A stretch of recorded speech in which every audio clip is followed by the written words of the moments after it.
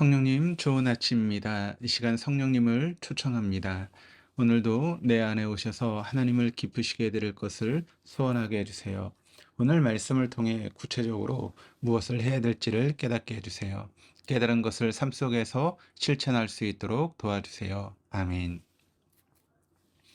오늘 우리가 함께 나누실 하나님 말씀은 마태복음 14장 1절에서 21절까지의 말씀입니다. 마태복음 14장 1절에서 21절은 예수님께서 13장에서 고향의 가족들로부터 배척을 당하신 이후에 세례 요한이 옥에 갇혀 지내다가 단두형을 당한 부고 소식을 요한의 제자들이 예수님께 전한 일과 예수님의 오병이어의 사건이 병행해서 구성이 되어 있습니다. 이 두 이야기는 예수님과 헤롯을 그리고 예수님과 세례 요한을 비교하며 예수님의 정체성을 드러내주는 그런 부분입니다. 첫째 비교는 헤롯의 잔치와 예수님의 잔치입니다. 1절에서 12절에서 헤롯의 잔치가 소개됩니다. 이 잔치를 소개하기에 앞서 이야기는 헤롯의 두려움으로 시작됩니다. 헤롯은 세례 요한을 단두형으로 처형한 이후에 두려움으로 인해 예수님을 죽은 세례 요한의 영으로 생각했습니다. 사건의 내막은 다음과 같습니다. 헤롯이 그의 동생 빌립의 아내 헤로디아와 결혼하자 이를 지적한 세례 요한을 옥에 가두었습니다. 사건 당일인 헤롯의 생일날 헤로디아의 딸이 연석에서 춤을 추어 자신을 기쁘게 하자 감당하지 못할 약속을 한 것입니다. 바로 세례 요한의 목이었습니다. 이 소식을 요한의 제자들이 장사 지낸 이후 예수님에게 고합니다. 12절입니다. 요한의 제자들이 와서 시체를 가져다가 장사하고 가서 예수께 아뢰니라. 이어 두 번째 이야기가 시작되는데 예수님의 잔치입니다. 13절입니다. 예수께서 들으시고 배를 타고 떠나사 따로 빈들에 가시니 무리가 듣고 여러 고을로부터 걸어서 따라간지라. 사실 예수님께서는 13장에서 고향이 나사렛에서 가족으로부터 거절당하셨고 이어 사촌지간인 세례 요한의 부고 소식까지 들으신 것입니다. 인간적으로 예수님은 어떠셨을까요? 엄청난 두려움과 불안에 휩싸이지 않으셨을까요? 아니면 담당하셨을까요? 정확하게 알 수 없으나 13절에 언급된 대로 예수님께서 배를 타고 떠나 따로 빈들에 가셨습니다. 얼마의 시간이 지났는지 알 수 없으나 분명한 것은 예수님의 마음이 충분히 회복되지 않는 상황에 여러 고을로부터 무리들이 찾아온 것입니다. 이는 이런 상황과 비슷할 수 있습니다. 너무나 슬픈 일이 있어 홀로 힘들어하고 있는데 갑자기 일가 친척들이 집으로 다 들어닥친 것입니다. 좀 혼자 있으면 마음을 가다듬고 싶은데 도저히 그럴 수 없는 상황이 되어버린 것입니다. 14절이 예수님의 반응이 나옵니다. 예수께서 나오사 큰 무리를 보시고 불쌍히 여기사 그 중에 있는 병자를 고쳐 주시니라. 그리고 오병이어의 잔치가 벌어집니다. 첫 번째 비유를 통해 헤롯의 잔치는 욕망의 잔치였고 두 번째 오병이어의 잔치는 자기 희생을 통한 나눔의 잔치임을 보게 됩니다. 둘째로 헤롯의 능력과 예수님의 능력입니다. 헤롯의 능력은 대단했습니다. 모든 백성들이 선지로 여기는 세례 요한의 목숨과 딸의 춤과 바꿀 정도였습니다. 헤롯의 사악한 죄악이 예수님의 길을 예비한 세례 요한의 목숨을 앗아갔습니다. 이에 세례 요한은 전혀 대항하지 못하고 비참하게 죽임을 당했습니다. 목이 잘려 소반에 얹어 헤로디아에게 전해졌습니다. 분명히 하나님의 뜻을 위해 살아왔던 그리고 하나님의 정의를 선포했던 세례 요한이었지만 그의 최후는 헤로디아의 승리처럼 보입니다. 헤롯과 그의 아내 헤로디아의 권력과 사악함은 인류 역사에 만연한 사회의 한 악의 한 단면입니다. 거짓된 신을 모시고 살아가게 된 인간의 죄악은 두 가지 특성으로 나타나는데 첫 번째는 탐욕이고 두 번째는 지배욕입니다.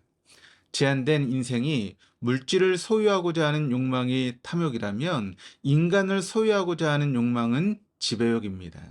그 대표적인 사례가 바로 헤롯과 헤로디아입니다. 이 욕망을 채우기 위해 권력을 가지려고 하고 욕망을 채우기 위해 수단 방법을 가리지 않습니다. 헤롯도 그랬고 헤로디아도 그랬습니다. 그 결과가 바로 세례 요한의 잘려 쟁반에 올려진 머리인 것입니다. 이 헤롯의 끝없는 탐욕과 이를 채우기 위한 권력은 이제 예수님에게까지 다가오고 있습니다.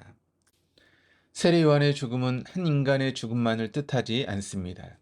예수 그리스도를 통하여 하나님의 나라가 이 땅 가운데 도래하게 하고자 하는 하나님의 구원의 정면으로 도전하는 것입니다. 이는 영적인 전쟁이며 하나님의 도래에 도전하는 악한 세력의 몸부림입니다. 이런 상황에서 오병이어의 기적이 일어난 것입니다. 탐욕과 지배욕으로 점철된 세상 가운데 예수님께서는 탐욕과 지배욕을 상징하는 헤롯과 그 권력 세력의 전쟁을 선포하고 악을 악으로 대하지 않으시고 도리어 자기 희생과 나눔을 몸소 보여주셨습니다. 인간적으로 예수님은 고향에서 거절당하셨고 친척인 세례요한은 참수형을 당했습니다. 분명 복수의 칼을 갈고도 남는 상황이었습니다. 만약 누군가가 자신들을 따른다면 그 힘을 모아 아니 하나님이신 예수님은 인간의 힘이 필요 없으신 그런 분이 아니십니까? 얼마든지 헤롯에 대항하여 무찌르고 칼을 칼로 복수할 수 있는 그런 분이십니다. 더 큰 권력으로 지배할 수 있으셨을 것입니다. 그러나 예수님께서는 자신을 찾아온 무리들의 배고픔을 보시고 제자들에게 묻습니다. 16절입니다. 예수께서 이르시되 갈 것 없다. 너희가 먹을 것을 주라. 분명 제자들은 먹을 것이 없으니 무리들을 마을로 보내어 돈을 주고 각자 사 먹게 하는 것이 합리적이라고 판단하여 예수님께 말씀드렸습니다. 그러나 예수님께서는 단호하게 말씀하셨습니다. 너희 것을 줘라. 주라는 것입니다. 그러자 제자들은 오병이어를 가져다가 예수님께 드립니다. 이를 보시고 수많은 인파들 앞에서 그 오병이어를 축사하시고 떡을 떼어 제자들에게 주시자 기적이 일어납니다. 그 무리들이 다 배불리 먹고 12바구니나 남은 것입니다. 이 사건은 분명 단순히 오병이어를 통해 5,000명이 훨씬 넘는 무리가 배불리 먹고 12바구니나 남았다는 것만 이야기하지 않습니다. 예수님께서도 세례 요한처럼 세상의 권력과 탐욕으로 인해 분명 죽임을 당하시게 되었지만 패배가 아닌 놀라운 하나님의 구원의 승리를 위한 서막인 것입니다. 예수님의 죽음은 자신을 주는 것이었습니다. 자신의 살과 피를 온 인류를 위해 십자가에 못 박아 주는 것이었습니다. 깨트리고 부숴서 주는 것이었습니다. 다만 세례 요한의 죽음과 다른 점이 있다면 예수님은 사망과 죽음의 권세를 깨트리고 부활하셨다는 사실입니다.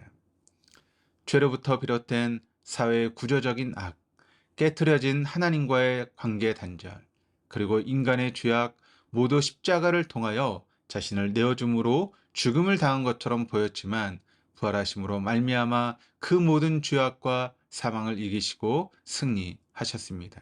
이것이 바로 복음입니다. 잊지 맙시다. 예수님께서는 그의 삶을 다 지불하셨습니다. 그리고 하나님 아버지께서는 우리를 구원하시기 위해 독생자 예수 그리스도까지 지불하시기에 아끼지 않으셨습니다. 그 사랑을 기억한다면, 그 사랑이 바로 우리 그리스도인의 부르심이라고 확신한다면 내게 있는 것을 우리도 주십시다. 그럴 때 하나님께서 내가 드린 작은 오병이어를 통해 놀라운 하나님의 구원 사역을 이루어 가실 것입니다. 기도하시겠습니다.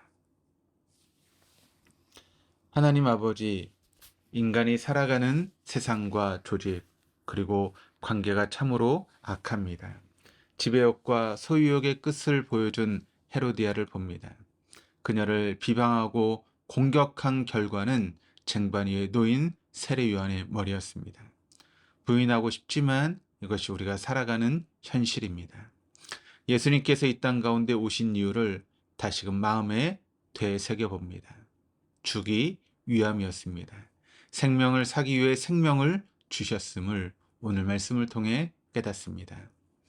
다시 오실 예수님을 고대하며 보내는 우리의 삶이 예수님께서 내게서 찾고 계시는 오병이어가 무엇인지를 발견하게 하여 주옵소서. 그리하여 제자들처럼 도움이 필요한 누군가에게 마을에 들어가 먹을 것을 사 먹으라 하기보다 보잘것없어 보이는 나의 오병이어를 나누는 우리 모두가 되게 하여 주옵소서. 이 나눔의 기적의 시작임을 이러한 삶이 예수님께서 목숨으로 사신 십자가의 삶임을 잊지 않게 하여 주옵소서. 감사드리며 예수 그리스도 이름으로 기도드립니다. 아멘.